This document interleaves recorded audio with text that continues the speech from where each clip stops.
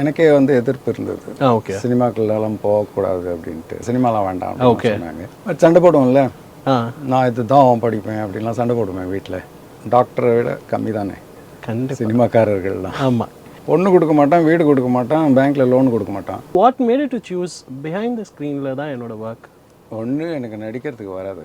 Thriller அப்படின்னு சொல்லிட்டு horror நிறைய விஷயங்கள் எடுக்கிறோம். ஆனால் அது எல்லாமே வந்து பார்த்தீங்கன்னா இன்டர் கனெக்டிவ் காமெடியாக தான் இருக்குது. த்ரில்லர்ன்றது வந்து லைக் ஒரு சஸ்பென்ஸ், மெயினாக சஸ்பென்ஸ். ஓகே, அதை நோக்கி போகும்.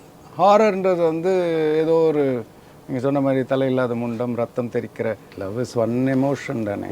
மற்ற விஷயங்களும் நம்ம யோசிக்கிறோம்ல, கேள்விகளுக்கு அப்போ எழுதின கவிதைகள் இன்னும் இருக்குது. அந்த கவிதைகள்லாம் ஒரே ஆளுக்கு தான் கொடுத்துட்ருக்கீங்களா சார்? இல்லை, யாருக்கிட்டையும் கொடுக்கல. மர்மதேசம் வந்து தொடக்கத்தில் அந்த ட்ரெய்லரில் பார்த்துட்டு நாய் வருது, நாய் ஓடுது, கோயிலை கட்டுறீங்க, இதெல்லாம் பார்த்துட்டு இது வந்து சில்ட்ரன்ஸ் சீரியல்னு சொல்லிட்டாங்க. அந்த ஒரு வெள்ளை கலர் குதிரை, அந்த கட கட கட கட கட கட கட அந்த சவுண்டு இன்னமும் பார்த்தாலே கொஞ்சம் ஒரு டெரிஃபைங்கான ஒரு விஷயமா இருக்கும். இந்திரா சௌந்தரன் சாரோடைய கதை ஒன்று எடுத்து பண்ணணுன்ட்டு முடிவு பண்ணோம். ஓகே. ஸோ அப்படித்தான் வந்து மர்மதேசம் ஆரம்பிச்சது தவிர இன்னும் உங்களெல்லாம் பயமுறுத்தணும்னு ஒன்றும் பிளான் எல்லாம் கிடையாது. கதையை பார்த்து யாரும் வந்து ஒரு பெரிய புரட்சி நடந்தது, ஒரு சினிமா எடுத்து புரட்சி நடந்ததுன்னு கிடையவே கிடையாது. ஸோ பேசிக்காகவே உங்களுக்கு எப்படி சார் இந்த சினிமா மேலே, ஒரு ஸ்கிரிப்ட் மேலே, ஒரு டைரெக்ஷன் மேலே ஒரு ஆர்வம்? எனக்கே வந்து எதிர்ப்பு இருந்தது. ஓகே. சினிமாக்கள்லாம் போகக்கூடாது அப்படின்ட்டு, சினிமாலாம் வேண்டாம் சொன்னாங்க. சண்டை போடுவோம்ல, நான் இதுதான் படிப்பேன் அப்படின்லாம் சண்டை போடுவேன் வீட்டில். ஸோ அந்த மாதிரி சண்டை போட்டு தான் சினிமாவுக்கு வந்திருக்கேன். சினிமாக்குன்னு ஒரு மொழி இருக்குது. ஓகே. அந்த மொழியை வந்து நீங்கள் காலேஜில் போயும் படிக்கலாம், இல்லை நீங்களே வந்து பார்த்து படம் பார்த்து விழுந்து கிழுந்து ஒரு ஷார்ட் ஃபில்ம் எல்லாம் பண்ணியும் கற்றுக்கலாம். டாக்டரை விட கம்மி தானே கண்டிப்பாக சினிமாக்காரர்கள்லாம். ஆமாம். ஒன்று கொடுக்க மாட்டான், வீடு கொடுக்க மாட்டான், பேங்க்கில் லோன் கொடுக்க மாட்டான். சினிமாக்காரங்க எடுங்க, இது மூணும் கிடையாது. So what made to choose behind the ஸ்க்ரீனில் தான் என்னோட ஒர்க். ஒன்று எனக்கு நடிக்கிறதுக்கு வராது. ஓகே. ஸோ அதில் பெரிய ஆர்வம்லாம் இல்லை. நான் வெறுமனே உங்களை பயமுறுத்திக்கிட்டே இருந்தீங்கன்னாக்கா ஆஃப் பண்ணிட்டு போயிடுவீங்க. கண்டிப்பாக. நடுவில் ஹியூமன் ட்ராமா இருக்கும், ஹியூமன் எமோஷன்ஸ் இருக்கும். மகாபாரதம் தான் பார்க்குறாங்க. அந்த கதையில் வந்து கர்ணன் இப்படி தான் பேச போகிறான்னு தெரியும், கிருஷ்ணன் இப்படி தான் பேச போகிறான்னு தெரியும், என் ஸ்டோரியும் தெரியும், எல்லாமே தெரியும். அப்புறம் ஏன் வராங்க? கிளைமேக்ஸ் கருப்புசாமி 6 தெரிஞ்சதுலேருந்து அந்த 4 எபிசோட் இருக்குல்ல, அந்த ஒரு ½ வந்து ஆல் த ட்ரக் டிரைவர்ஸ் தமிழ்நாட்டில் இருக்கிற ஹைவேலெல்லாம் ட்ரக் டிரைவர்ஸ் வந்து கிட்ட இருக்கிற டீ கடை வாசலில் நிறுத்திட்டு அந்த எபிசோட் 1/2 மணி நேரம் பார்த்துட்டு போவாங்க. இப்போ காலியாக இருக்கும் அப்படின்னு. நாளைக்கு நான் 5ஆம் வேதம்னு ஒன்று பண்ண போகிறேன்னு எனக்கு தெரியாது. ஓகே. மித்தாலஜியை படிச்சுட்ருக்கேன். அதில் வந்து க்யூரியஸாக ஏதோ ஒரு சில விஷயங்கள் வரும். அந்த விஷயத்தை எடுத்து இது படம் பண்ணலாமே அப்படின்னு தோணும். வணக்கம் சார். வணக்கம். Thank you so much. ஃபர்ஸ்ட் எங்களோட நிகழ்ச்சிக்கு நீங்கள் வந்தது ரொம்ப சந்தோஷமாக இருக்குது. எனக்கும் ரொம்ப சந்தோஷமாக இருக்குது. வசந்த் டிவிக்கு கொஞ்சம் கேப் விட்டுட்டு வந்திருக்கேன். ஓகே. ஸோ ஆமாம், 90s கிட்ஸ் அப்படின்னு நாங்கள் எடுக்கிறப்பே வந்து பார்த்திங்கன்னா எங்களுக்கு நீங்கள் இவர் யாருன்னு நாங்கள் முதல்ல தேடிக்கிட்டு இருந்தோம். ஆனால் அப்போ நாங்கள் சின்ன பசங்களாக இருக்கிறப்ப நீங்கள் எங்களுக்கு கிடைக்கல. இன்றைக்கி நாங்கள் வளர்ந்து ஒரு 90s கிட்ஸ்னு ஒரு மெமரிஸை பற்றி பேசுகிறப்ப எவ்வளோ விஷயம் பேசினாலும் இந்த ஒரு வார்த்தைகள்லாம் இல்லாமல் அந்த மெமரிஸ் கம்ப்ளீட்டே ஆகாது. விடாது கருப்பு, மர்மதேசம் எங்களோட லைஃப்பில் பயங்கரமாக வந்து இன்டர் கனெக்ட் பண்ணி எங்களெல்லாம் பயன்படுத்தி கரெக்டாக ஞாபகம் இருக்குது. வெயில் போகிற டைமில் மர்மதேசம் வந்து பயந்து போன சாயங்காலங்கள்லாம் வந்து ஒரு best memories sir. How that was made? Because அந்த டைமில் நினைக்கிறேன் சீரியல்ஸ் பார்க்க ஆரம்பித்தாங்க, ஒரு ஃபேமிலி ஓரியன்ட் சீரியல். பட் ஆனால் ஜானரே பிரேக் பண்ணியாச்சு, நம்ம ஒரு புதுசாக எடுத்துகிட்டு வருவோம் அப்படின்னு சொல்லி. இல்லை, த்ரில்லராக பண்ணணும் அப்படின்றது வந்து நம்ம பால கைலாசம் பாலச்சந்திர சாரோட சன்னோடைய ஐடியா. ஒரு த்ரில்லர் ஒன்று வேணும். ஏன்னா அப்போ நீங்கள் சொன்ன மாதிரி ஒரே ஃபேமிலி ஸ்டோரிஸ் இருந்தது. அதில் வந்து ஒரு த்ரில்லர் கொண்டு வந்தால் நல்லாயிருக்கும் அப்படின்ட்டு ஒரு இந்திரா சௌந்தரன் சாரோடைய கதை ஒன்று எடுத்து பண்ணணுன்ட்டு முடிவு பண்ணோம். ஓகே. ஸோ அப்படித்தான் வந்து மர்மதேசம் ஆரம்பிச்சது தவிர இன்னும் உங்களெல்லாம் பயமுறுத்தணும்னு ஒன்றும் பிளான் எல்லாம் கிடையாது. நம்ம இதில் எல்லாமே வந்து நார்மல் சவுண்டை வச்சு சவுண்டு, அப்புறம் அந்த குதிரை இருக்கும், குதிரை கணைப்பு. ஆமாம். ஓகே. அது முன்னாடி போடுறதா, அது குதிரையை காட்டிட்டு போடுறதா, இல்லை நைட்டில் போடுறதா, இந்த மாதிரியான விஷயங்களில் தான் பயமுறுத்தல்.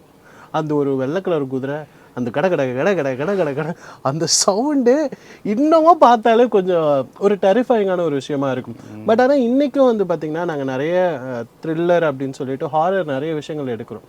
ஆனால் அது எல்லாமே வந்து பார்த்திங்கன்னா இன்டர் கனெக்டிவ் காமெடியாக தான் இருக்குது. இப்போ ஒரு பேய் படம் பார்க்க போனால் அது ஒரு காமெடி படங்களில் பேய் இருக்கும். பட் ஆனால் உங்களோட ஜானர் அது அப்படி கிடையவே கிடையாது. யூஆர் லைக் சீரியஸாக த்ரில்லருக்கும் ஹாரருக்கும் வித்தியாசம் இருக்குது.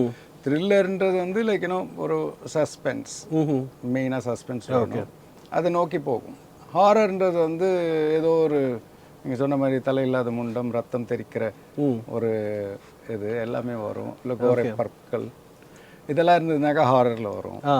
இது வந்து லைக் ஒரு ஹாரர் த்ரில்லர் ஜானரில் பண்ணும்போது எப்பவுமே என்னன்னாக்கா அந்த பியோரான ஹாரர்.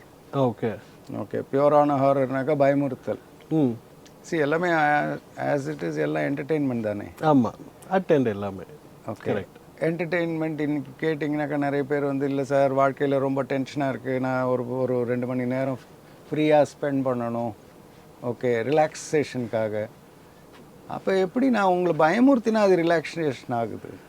Okay, correct. உங்களை பயமுறுத்துறேன், இல்லை உங்களை வந்து அப்படியே கண்ணு மூடிக்க வைக்கிறேன், ஹார்ட் ரேட் தக்குன்னு போகுது. மேபி ரியாலிட்டி எப்படி உங்களுக்கு ரிலாக்ஸேஷன் ஆகும்? ரியாலிட்டியிலேருந்து கொஞ்சம் வெளியே போயிட்டு வர்றது, மறக்க அடிக்கிறது. ஆமாம், உங்களுடைய பிரச்சனைகளை நான் மறக்கடிச்சு உங்களை வேற மாதிரி நான் பண்ணாலும் அது என்டர்டெயின்மெண்ட்டில் போகுது. சரி, எங்களுடைய பிரச்சனைகளை நீங்கள் மறக்கடிச்சிருக்கீங்க. ஆனால் அந்த டைமில் இந்த ஒரு ஜானர் எடுத்தப்போ உங்களுக்கு ஏகப்பட்ட பிரச்சனை வந்திருக்கும். எப்படி கேட்குறீங்க? இந்த மாதிரியான பிரச்சனை இது வந்து பார்த்தீங்கன்னா பார்க்குறப்போ வி என்ஜாய், நல்லா இருந்துச்சு, இன்னும் வரைக்கும் ஒரு மெமரிஸை செரிஷ் பண்ணுற மாதிரி இருக்குது. நிறைய நெகட்டிவான ஒரு விஷயங்களை வந்து ரெகுலர் லைஃப்பில் வந்து நம்ம இதை ஆட் ஆன் பண்ண மாதிரியான ஒரு விஷயமா இருந்திருக்கும். while you approach the channel கூட அவங்க சொல்லியிருப்பாங்க ஒரு ஹாப்பியான ஒரு விஷயம் நம்ம எடுத்துகிட்டு போகலாம் அப்படின்ற ஒரு கான்டென்ட்ஸ் இல்லாமல் நிறைய இருக்கும். But you ours like more of horror த்ரில்லராக இருந்தாலும் அது நிறைய நெகட்டிவை வந்து ஒரு வேளை பேய் இருக்குன்னு அவங்க நம்ப வச்சிங்க. மோஸ்ட்லி எனக்கு வந்து அந்த பயமுறுத்துறதை விட உங்களை யோசிக்க வச்சேன்னாக்கா I am successful. Already you are. Okay, so உங்களை பயமுறுத்திட்டு நீங்கள் ஆஃப் பண்ணிட்டு போனீங்கன்னாக்கா ஐ எம் அ ஃபெயிலியர். ஆமாம். ஓகே, நீங்கள் பயந்துட்டு அதுக்கப்புறமா கூடவே இருந்து அது என்ன ஏதுன்னு என்னோடவே சேர்ந்து எக்ஸ்ப்ளோர் பண்ணுறீங்கல்ல, அதுக்கப்புறமா அதுக்குள்ளே வந்து ஏதோ ஒன்று நான் சஸ்பென்ஸாக வைக்கிறத வந்து நீங்கள் அது என்னது எப்படி இருக்கும், இவனாக இருக்குமா அவனாக இருக்குமான்னு நீங்கள், ஆமாம், அந்த விஷயம் தான் வந்து என்டர்டெயின்மெண்ட் அங்கே. ஓகே, இட் இஸ் நாட் அந்த மொமெண்டரி சொல்லுவாங்க இல்லையா, ஜம்ப் ஸ்கேர்னுவாங்க. ஆமாம், அது கிடையாது. ஓகே, ஜம்ப் ஸ்கேர் நிறைய இருக்காது என்னோட இதில். Okay, okay. ஸோ பேசிக்காகவே உங்களுக்கு எப்படி சார் இந்த சினிமா மேலே, ஒரு ஸ்கிரிப்ட் மேலே, ஒரு டைரெக்ஷன் மேலே ஒரு ஆர்வம் ஏர்லி ஸ்டேஜில்? ஏர்லி டேஸ்லேருந்து எடுத்திங்கனாக்கா எனக்கு கதையெல்லாம் முன்னாடியே எழுதிட்டு தான் இருந்தேன். ஓகே, காலேஜ்லலாம் கதை எழுதியிருக்கேன், ஸ்கூல்லலாம் கவிதை எழுதியிருக்கேன்.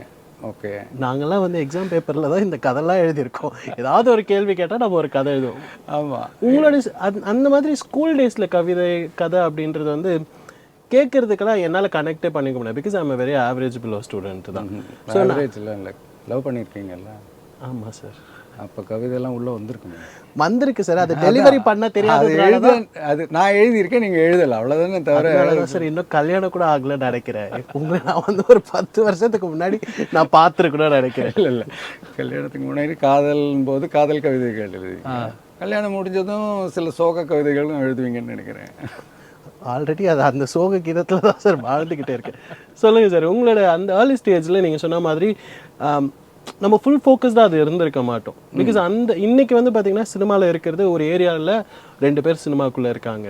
But when you say like ஒரு 80s அந்த மாதிரி டைம்லலாம் சினிமாவில் இருக்கிறது ரொம்ப ரேரான ஒரு. கண்டிப்பாக என்னன்னாக்கா வீட்டில் வந்து எனக்கே வந்து எதிர்ப்பு இருந்தது. ஓகே, சினிமாக்குள்ளெல்லாம் போகக்கூடாது அப்படின்ட்டு.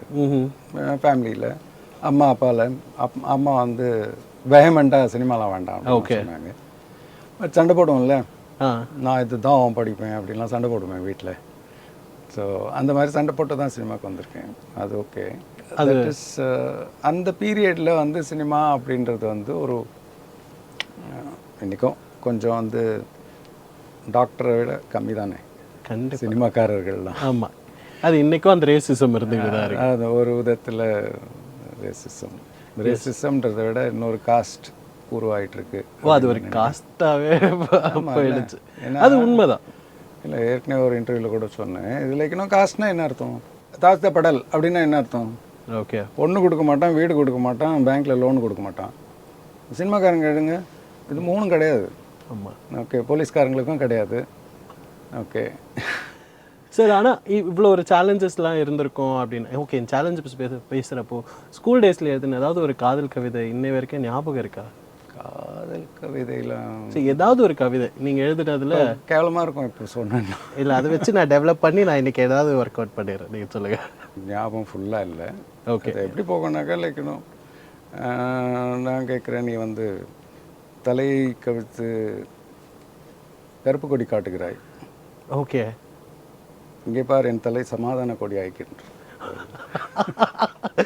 கொஞ்ச நாளில் எனக்கு ஆயிடும், நான் சமாதான கொடியாக தான் நான் சுற்றுவேன்னு நினைக்கிறேன்.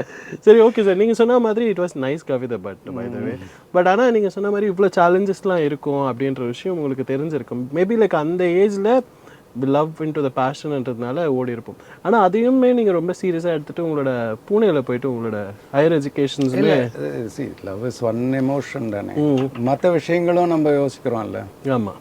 மற்ற எமோஷன்ஸு, மற்ற கேள்விகளுக்கு அப்போ எழுதின கவிதைகள் இன்னும் இருக்குது. ஓகே. மற்ற கேள்விகள்லாம் வந்து லைக் ஒரு அந்த கவிதைகள்லாம் ஒரே ஆளுக்கு தான் கொடுத்துட்ருக்கீங்களா சார்? இல்லை, யாருக்கிட்டையும் கொடுக்கல. அது காணாமல் கூட போயிடுச்சு, அது எழுதி வச்சதுலாம். ஓகே, அந்த புத்தகமே காணும் அது. ஓகே. சிலது ஞாபகம் இருக்கிறது தான், அதுவும் 1-2 வரிகள் நடுவில் ஞாபகம் இருக்காது. ஓகே.